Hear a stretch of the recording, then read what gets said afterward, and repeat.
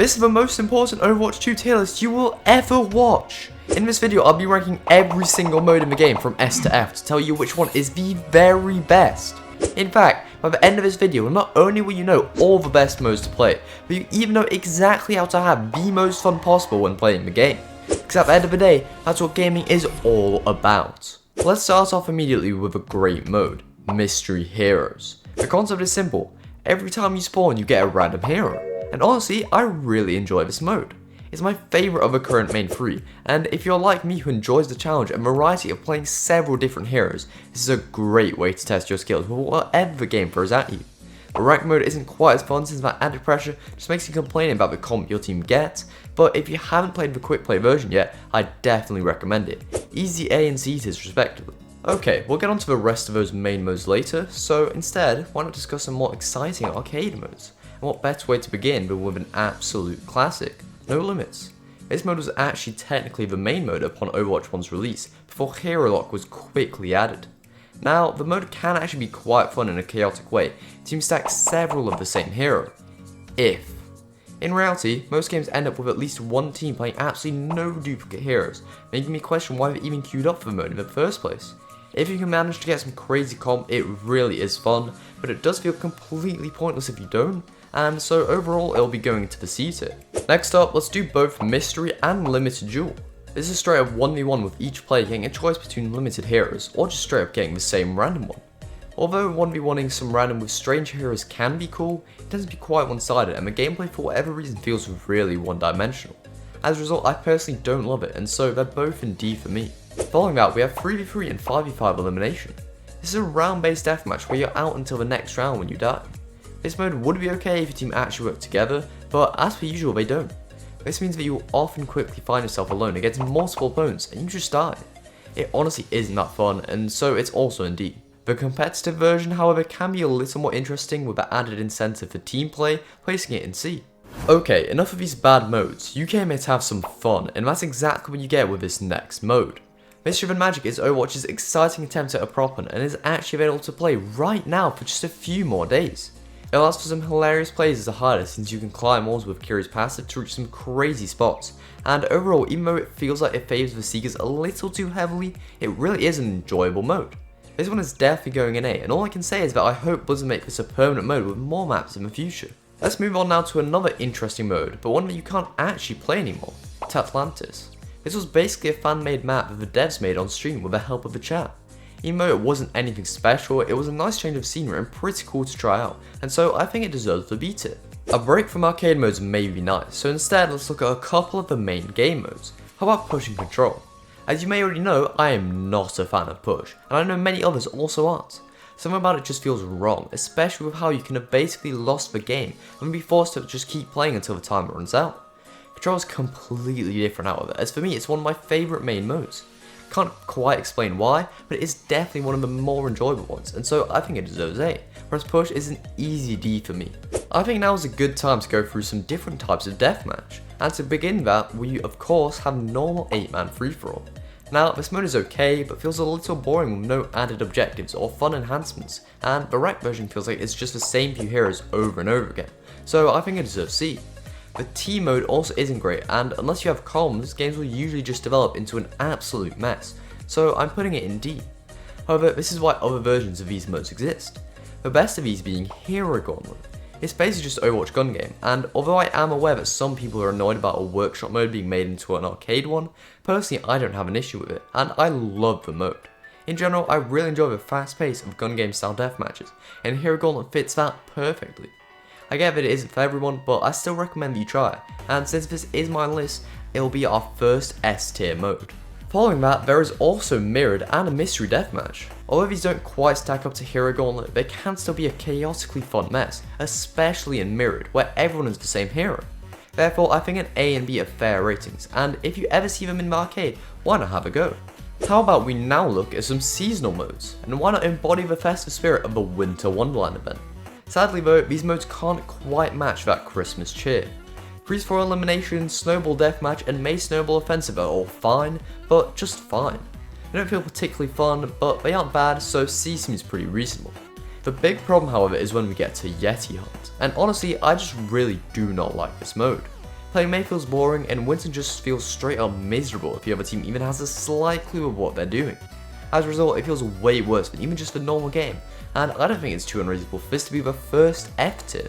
The Summer Games event, on the other hand, shines through and has some great modes. Both just normal Lucy Ball and Volleyball are pretty fun, especially when playing with friends.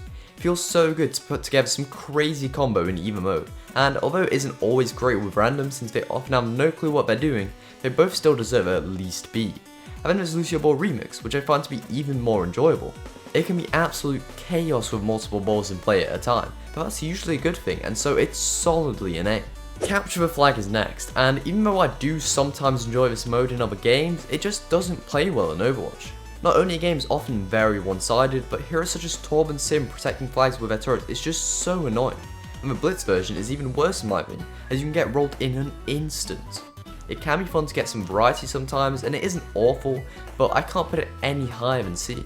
Back onto the primary game as we go, and let's have a look at both Escort and Hybrid. As you may have seen in this video, Hybrid is actually widely considered the best mode in the entire game. Now, I don't actually agree with that, as I personally prefer Control, but I do still believe it to be good enough for A. Escort is similar but a little worse. The lack of that first catch point can make it feel a little more boring and one-dimensional than Hybrid, but it's still decent and so goes into B. These next few modes may not be playable, but I think it's still important to cover them. What I'm talking about are the Overwatch 1 exclusive PvE modes. Both Junkenstein's Revenge and all 3 Archives missions were pretty fun to be honest, and were a precursor to what the Overwatch 2 PvE could have become. Of course, they did get repetitive after being the only content events for several years in a row, but I wouldn't allow that to cloud my judgment. Archives Uprising and Storm Rising were both cool and so are both Bs, whereas Junkenstein's Revenge and Archives Retribution were actually really good, easily making the A tier. If only Blizzard was able to build on these and fulfill their promises, imagine just how great this game could have become. Anyways, that's enough wishful thinking for now, because we gotta move on to some more wacky deathmatch variants. And what better way to start us off than with the best of them all, Battle for Olympus. In this you get to play like a god, or at least you feel like one thanks to your divine ultimate. These super buffed ults combined with the ult charge packs around the map make this mode an absolute blast. You can insta-kill multiple people at once with Ryan's pin, or rain justice from above, shooting 3 rockets at a time as Pharaoh. It's honestly great, and if it ever comes out again, you should definitely play it. The free-for-all is becoming our second S tier mode, and the Team 1 still gets respectable A. The next two, Katamari and Bounty Hunter, aren't as great though. There's nothing wrong with them, but it just feels like they don't add enough gameplay wise to make them significantly better than the standard deathmatches. I just wish they did a bit more, and so they're the C for me. Love for Geometry and Bob and Weave on the other hand do change the modes significantly. These were limited time modes to celebrate Valentine's Day and Lifeweaver's launch respectively, so it's unsure whether or not they'll return, but they are still very interesting. Love the Geometry and Mob the return of Hanzo's Scatter Arrows, which was so OP. The mode is fun, but since it only allows the use of one character, it can get repetitive after a time, and so I don't feel like I can place it any higher than B. Bob and Weave meanwhile revolves around Lifeweaver's life gripping a bob around the map to kill the other team.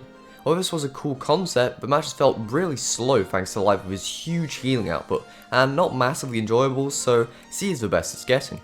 We're not too far from the end now, so this feels like a good time to discuss a regular raw queue and open queue. Honestly, in Overwatch 1 I preferred Open Queue, or Quick Play Classic as it was called once both existed, but that was mostly due to the absurdly long queue times for Roll Queue. But nowadays, it feels like the structure of Roll Queue makes it better, at least when playing with randoms.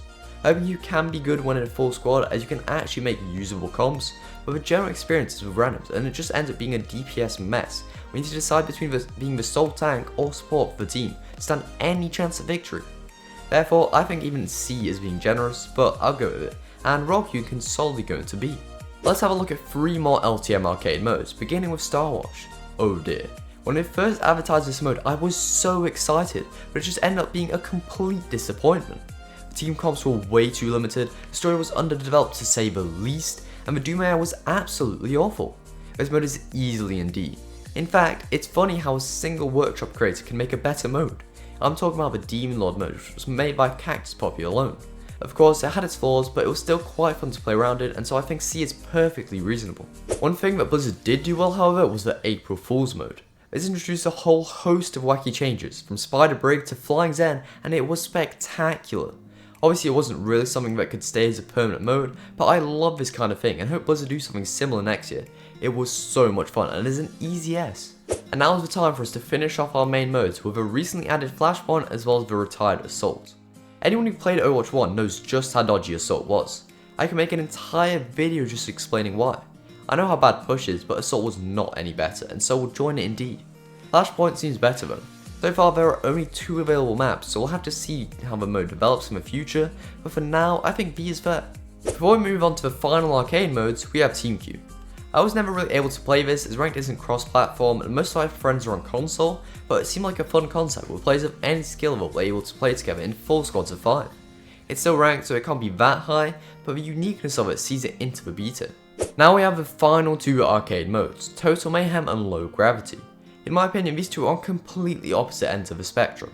Total Mayhem is great, and that chaos that comes from being able to spam your abilities every 2 or 3 seconds is so fun. The only thing blocking it from S is the fact that sometimes people just don't die, and fights take way too long. Low Gravity on the other hand is still crazy, but in a bad way. The modifier seems like it wants you to jump, but whenever you do, you immediately die to any hitscan DPS, especially Widow. Honestly, the only thing saving it from F is some funny moments like this, but overall it's just not great. Finally, the time has come. It's time for the overarching mode genres to be ranked, starting off with the simple quick play. To be honest, this is the mode that I play the most because it's just so easy to hop into. You don't really care if you lose, but it feels good to win and it's relatively easy to have some exciting pop-off moments. It obviously isn't anything special, basically just the normal game, but hey, maybe I like the normal game. It gets a B. Ranked I don't love so much however. It isn't that I don't like competitive gaming in general, but the current rank system that Overwatch uses is just miserable. It feels bad to lose without even feeling good to win. And the card system just feels so unrewarding when you spend 2 hours playing just to not move an inch. It's just bad, and luckily Blizzard are planning to fix it, but for now it's got to go in D. The arcade is next, and of course arcade modes are what make up most of this list. Now, there is a wide range of quality between some of these modes, but you can just play the good ones and ignore the bad ones. They introduce wacky modifiers, and whether they work or not, they do make the game more interesting, encouraging me to give the arcade an overall rank of A. Penultimately, we have the missions, and these are just disappointing.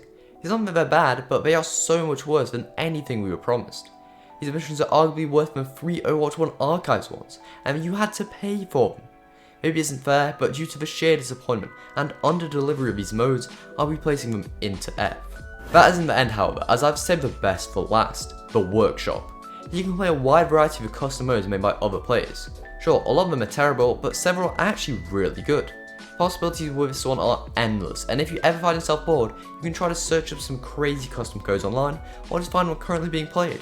I personally love the Workshop, and overall it just has to be an S. So, what can we conclude? If you want to have the most fun possible in the game, you can play these modes right now, these when they rotate into the arcade, and these if they ever get brought back as LTMs. But as I just said, the Workshop is a great place to find fun modes, so if you want to find some of the very best custom games, check out this video and you're sure to have fun. I'll see you there.